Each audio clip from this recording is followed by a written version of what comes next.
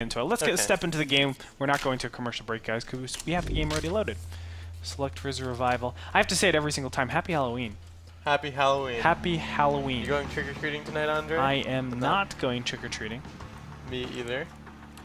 But if I could, I would. I would if I could. I think it's a little bit creepy to see a 26-year-old man trick-or-treating. It would be. I would give you candy if you came at my door. I would not take your candy, Ghosties. I would not. Bottom, middle position, we have the blue Terran Dignitas Select. Unfortunately, he just said in chat he hasn't slept in 24 hours. That's a bad move. I actually had done the same a day or two ago. Just went to sleep at about 9 a.m. this morning. Slept until about 2:30, and then came up here to cast. Easy. Top middle position is the Evil Genius's Revival. As the Red Zerg, who's currently up 1-0 in this series. Yeah, so... Okay, I'm going to be critical on this. I'm going to throw it out here. I'm going to say, if Terran is taking this back right-hand side base, then Zerg should 100% win. If Terran takes that back base? As their third. And this is why, okay? 2,000 hit points. Both of these have 3 armor, so you're looking at 4,000 hit points, 3 armored structures. When are you going to have time to do that, to kill those bases? And if you are, that means that's a lot of time that you're not denying creep. That's true, but I feel like it can... I mean, if you play a more passive style like we often see Pult playing, just slowly applying pressure with the biomine and setting up good mine positions, then I feel like it can play out in your favor. I mean, if you're playing a more aggressive style, then yeah, you don't have that much time to kill the rocks if you want to be aggressive and clear creep early. But if you're favoring a more passive Terran playstyle, then I think it can work out pretty well for you. Do passive playstyles actually work for Terran, though? I almost feel like that is... Sometimes. I mean, it's passive-aggressive in some way. Like, Pult, we see he's aggressive and moving on the map, but then he's passive when applying pressure to the Zerg. He'll just kind of set up mine positions, continue to macro, and not push very aggressively into the Zerg base. Just kind of set up a little bit away from it. But we'll have to see. I mean, you can take that as your fourth too. I think it still favors Terran in some ways though, because if you take it as your fourth, whichever base number you take it as, it's difficult for Zerg to put pressure on it. Yeah, that's true. I mean, I think for Zerg, you're not really going to be playing that style, right? You're not going to be looking to deny them on 4 bases, which is normally what you will play on maps like Whirlwind, on Belshir Vestige, etc. But this is definitely a map for Zerg where I think you should be playing up to Hive Tech, going a little bit faster, accelerating that growth, and from there, playing like the Infestor Ultra Muta style, Zergling Baneling. Yeah, that can definitely be a good move. And if you get up to that Ultra Ling, Muta, Infestor, not usually Infestors anymore these days. I think Infestors are very needed though these days. Yeah. I mean, we kind of saw that with the MMA versus Jaedong match on Derelict Watcher. That it looked like Zerg was going to win, but they didn't. They did not. That was a sick fungal though, if you know what I'm talking about. Definitely check out all the replays, wcs.battle.net. But anyway, I do feel like just accelerating that Hive Tech style and then taking advantage of the very openness where it's hard for Terrans to position, I think, a lot of times, taking their 5th base, taking their 6th base, like, very unreasonable for them to take it. But for you as the Zerg player, if you have good creep spread, you can almost do all of this stuff and be aggressive, which is something not normally you can do. Yeah, and the Revival is actually going for a quick Roach Warren, so maybe he wants to put in some pressure at this. We'll have to see. He only has 2 Overlords in production though, so if he doesn't start anymore now, then I think it's just going to be some safety Roaches. And I mean, I guess it's a good move. We saw Select favoring a kind of all-in-a playstyle last game with that SCV pull, and Roaches can definitely help you defend against any types of heavy pressure all-ins that come his way. It's only 1 gas so far. It looks like it's just going to be this upcoming 9 Roaches. I don't think any more are going to be made after this. Nope, only 4 being made so far. Interesting. I think he'll go with maybe 6. 6 is kind of the norm for defensive Roaches.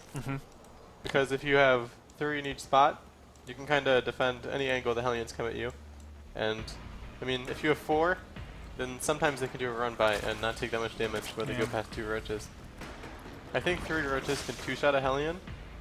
I'm not positive, but I feel like that might be the dynamic that's going on here. It's 18 damage for a roach, right? Is it 16 or 18? I don't know. It's one of those high numbers. It sounds pretty right, though. I mean, 3 shots. Hellions are at 90. Yeah. Or 2 shots for 3 roaches. Anyway, now applying a little bit of pressure here. The roaches are going to reveal themselves. Select kind of... He is defending against this, but it's a very... he's not completely convinced. I mean, you can see only 2 bunkers going down. The Hellions were not able to see the roaches out too far in advance, so that's why he's really, really scared. But look at this. Income tab showing 54 harvesters to 39. Select not being able to keep up because of the current situation. Because now that he's not mining with a lot of SCVs, he's going to be just so far behind in that income. It's going to affect him in the mid-game stages when he gears up for those pushes. But look at this. +1 missile attacks is going to be researched. Glee Reconstitution. Now, Ghost User, you are, I would say, the Roach expert when it comes to a lot of Roach mid-game play. Talk to me about what Revival is doing. Well, he could be doing one of a couple of things. It's definitely going to be for some kind of timing attack in the mid-game.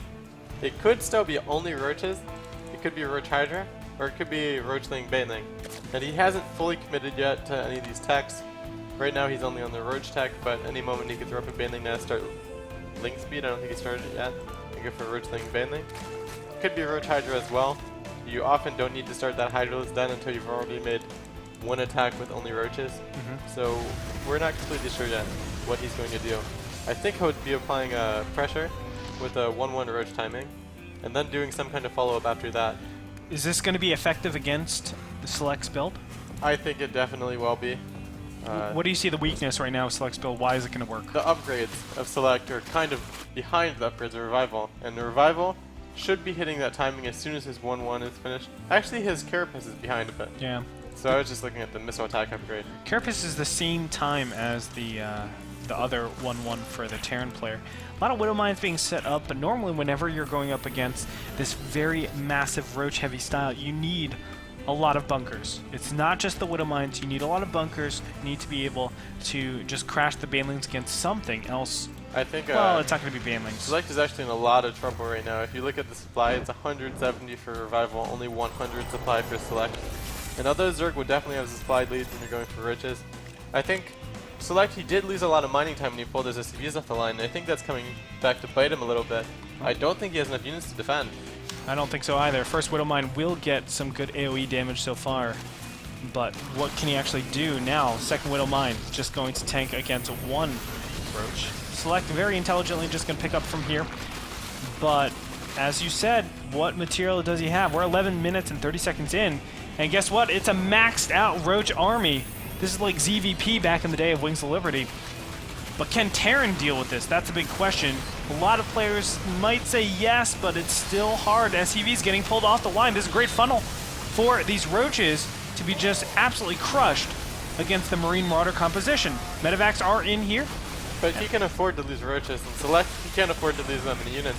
It's still a maxed out Revival against a 100 supply Select, even after being funneled to this choke. This is really scary. As you can see, 51 supplied at 127 for that army supply. Now moving forward, is the Marine Marauder Force going to be enough? Can he do the damage he needs to do? A lot of SCEs already going down at the natural base. Mules being pushed down.